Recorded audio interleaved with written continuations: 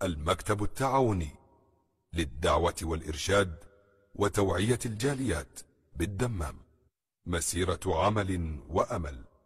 যেই ব্যক্তি আল্লাহর প্রতি আস্থা ভরসা রাখবে সেই ব্যক্তির শয়তান কোনো ক্ষতি করতে পারবে না, জিন শয়তান কোনো ক্ষতি করতে পারবে না।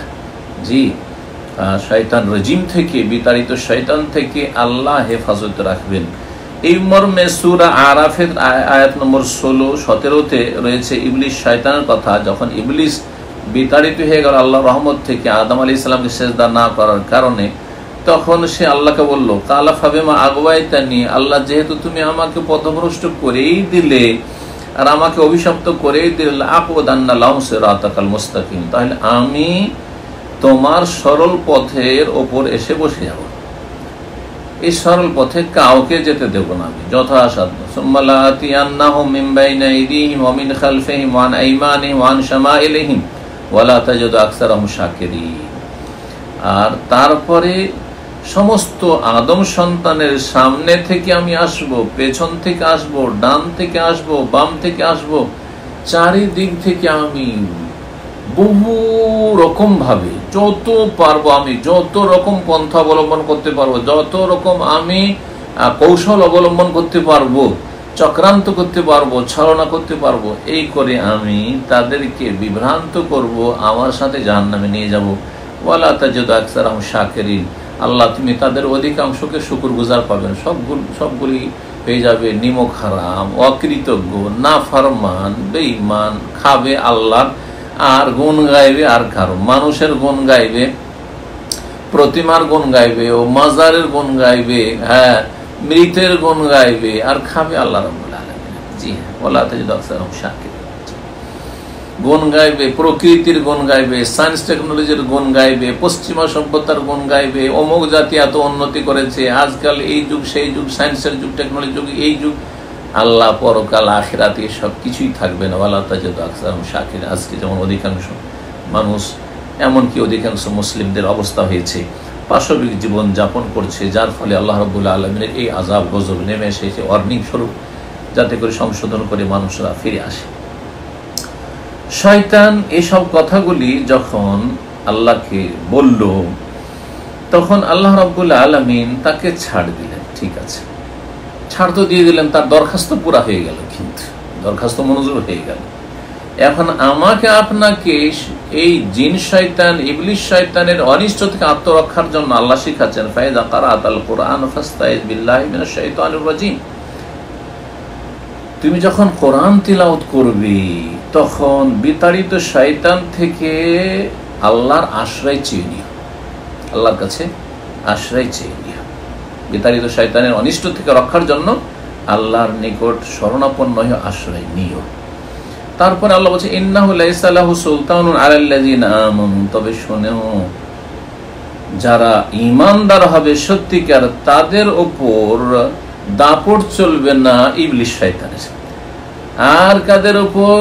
ঈমানের সাথে সাথে ওয়া আলা রাব্বিহিম ইয়াতাওয়াক্কালুন, আল্লাহর উপর যারা আস্থা ভরসা রাখে তাদের উপর শয়তানের কোন রকমের দাপট চলবে না, শয়তানের ক্ষমতা কাজ করবে না। শয়তানের ক্ষমতা, শয়তানের দাপট, শয়তানের প্রভাব কার উপর চলবে? কোন শ্রেণীর মানুষের উপর? আল্লাহ বলেন, ইন্নামা সুলতানুহু আলাল্লাযিনা ইয়াতাওয়াল্লাউনাহু, তার দাপট আর রাজত্ব চলবে ওই সব নাফরমান, অবাধ্য লোকদের ওপর, ওই সব অসৎ লোকদের ওপর যারা ইবলিস শয়তানকে বন্ধু বানিয়ে ফেলেছে। ইবলিস শয়তানের সাথে তাদের ভালোবাসা, ওয়াল্লাযিনা হুম বিহি মুশরিকুন, আর যারা আল্লাহর সাথে শিরক করে ফেলেছে, যারা শিরকে লিপ্ত হয়েছে, আর যারা পাশবিক জীবন যাপন করে, মানুষ খাওয়া দাওয়া ভোগ বিলাসের জন্য পয়দা হয়েছে, সবকিছু প্রাকৃতিক আর প্রাকৃতিক, নাস্তিক, বেদিন, আল্লাহর প্রতি ঈমান নেই, পরকালের প্রতি ঈমান নেই, দিনের প্রতি আস্থা ভরসা নেই, কোরআনের কোনো চর্চা নেই, কোরআনের তেলাওয়াত নেই, কোরআনের অর্থ অনুধাবন করা নেই। সুতরাং তাদের ওপর দাপট খাটাতে পারবে শয়তান।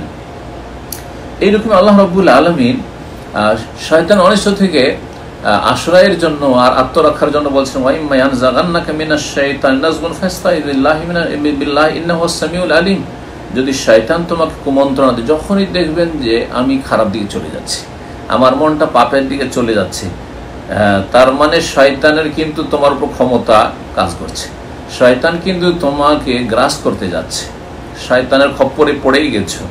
সুতরাং ফাস্তাইজ বিল্লাহ, আল্লাহর কাছে আশ্রয় চেয়ে নাও, যিনি সবকিছু শোনেন এবং সবকিছু জানেন। সুতরাং বলো আউযু বিল্লাহি মিনাশ শাইতানির রাজিম, আউযু বিল্লাহিস সামিউল আলিম মিনাশ শাইতানির রাজিম মিন হামজিহি ওয়া নাফখিহি ওয়া নাফসিহি। এইভাবে যে কোনো ভাষা দিয়ে আল্লাহ তুমি শয়তান থেকে আমাকে নিরাপদ রাখো, শয়তানের ভ্রষ্টতা গোমরাহি থেকে অনিষ্ট থেকে আমার হেফাজত করো, আমার দিন দুনিয়ার হেফাজত করো। এইভাবে আল্লাহর কাছে আশ্রয় চেয়ে নিতে হবে। তাহলে বিতাড়িত শয়তান সমস্ত মানুষকে জাহান্নামে নিয়ে যাওয়ার চেষ্টায় লেগে আছে, আর অধিকাংশ মানুষকেই জাহান্নামে নিয়ে যাবে। আর এই শয়তান অনিষ্ট থেকে বাঁচতে হলে কি করতে হবে? ওয়া আলা রাব্বিহিম ইয়াতাওয়াক্কালুন, আল্লাহর প্রতি ভরসা রাখবে। সূরা নাহল আয়াত নম্বর 99। 5 নম্বর উপকারিতা হচ্ছে, যারা আল্লাহর প্রতি সত্যি সত্যি আস্থা ভরসা রাখবে, নিজের কাজকর্ম যতটা করা সম্ভব করে দিয়ে আল্লাহ রাব্বুল আলামিন তাদেরকে তার ভালোবাসা দান করবে, আল্লাহর মহব্বত হাসিল করবে, আল্লাহর প্রিয়জন হতে পারবে। এই মর্মে সূরা আলে ইমরান আয়াত নম্বর 159 মহান আল্লাহ ইরশাদ করেছেন, ফাইজা আযামতা ফাতাওয়াক্কাল আলাল্লাহ, যখন তুমি দৃঢ় প্রতিজ্ঞ হবে, যখন কোনো কাজের সংকল্প করেই ফেলেছো যে আমি এই কাজ করবই, এই কাজ আমি করব, ভালো কাজ করব, ইবাদত বন্দেগী তো করতেই হবে, সেই ক্ষেত্রে দ্বিধাদ্বন্দ্ব নেই। কিন্তু একটা জায়েজ কাজ ধরেন দুনিয়ার ক্ষেত্রে ব্যবসা বাণিজ্য কাজকর্ম, কোথাও যাব এই কাজ করব, যখন কোনো কাজের জন্য তুমি দৃঢ় প্রতিজ্ঞ হয়ে গেছো বা সংকল্প করে ফেলেছো, অমুক জায়গায় বিয়ে শাদী করবো, অমুক দেশে যাব চাকরির জন্য ইত্যাদি, বা ব্যবসা অমুক ব্যবসা শুরু করব, যখন যে কোনো এইরকম কোনো সংকল্প করবে, ফাতাওয়াক্কাল আলাল্লাহ, সংকল্প করা তাহলে আপনাকে করতে হবে, ডিসাইড আপনাকে করতে হবে। হ্যাঁ, আর যে সব কর্মসূচি রয়েছে এই কর্মসূচিগুলি আপনাকে পালন করতে, তাহলে কাজ আপনাকে করতে হবে। কর্মহীন হয়ে বসে থাকার নাম আল্লাহ ভরসা নাই। কাজকর্ম করে দৃঢ় সংকল্প হয়ে মাঠে ময়দানে নেমে গিয়ে, কাজে নেমে গিয়ে কি করতে হবে? ফাতাওয়াক্কাল আলাল্লাহ, আল্লাহর প্রতি ভরসা রাখো। ইন্নাল্লাহা ইউহিব্বুল মুতাওয়াক্কিলিন, নিশ্চয় আল্লাহ তার উপর আস্থা ভরসাকারীদেরকে ভালোবাসেন। ইন্নাল্লাহা ইউহিব্বুল মুতাওয়াক্কিলিন, যারা আল্লাহর উপর ভরসা রাখে তাদেরকে আল্লাহ ভালোবাসেন। আর যারা আল্লাহর ভালোবাসা পেয়ে যাবে, আল্লাহ যাদের সাথে মহব্বত করবেন, তাদেরকে জাহান্নামে দেবেন? কখনো দেবেন না। আপনি যাকে ভালোবাসেন তার অনিষ্ট কখনো আপনি চাইবেন? যদি আপনার সামান্য একটু দয়া মায়া আছে, আমার সামান্য একটু দয়া মায়া আছে, যদি কাউকে আপনি ভালোবাসেন, আপনার প্রিয়জন হয়, কখনো তার অনিষ্ট চাইবেন না। সামান্য একটা ছোট্ট কাঁটা তাকে কষ্ট দিক, একটা পিপিলিকা ক্ষুদ্র কষ্ট দিক, এটাও চাইবেন না আপনি। তাহলে আল্লাহ রাব্বুল আলামিন যখন আল্লাহর প্রতি ভরসাকারী মুতাওয়াক্কিলিনকে ভালোবাসেন, তাহলে তাদেরকে কি করে আল্লাহ এমন বিপদ দিবেন যেটা তার কোনো কাজে আসলো না।